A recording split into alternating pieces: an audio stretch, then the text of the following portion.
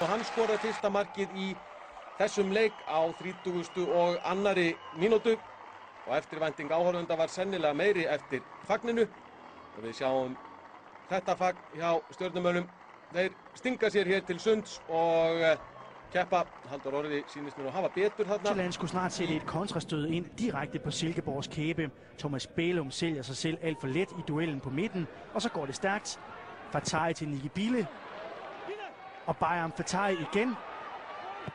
1-1 efter 26 minutter. Lusinger fra Fatai, som til sidst bliver likvideret af Nicky Bille. En spøjs optakt til det, der...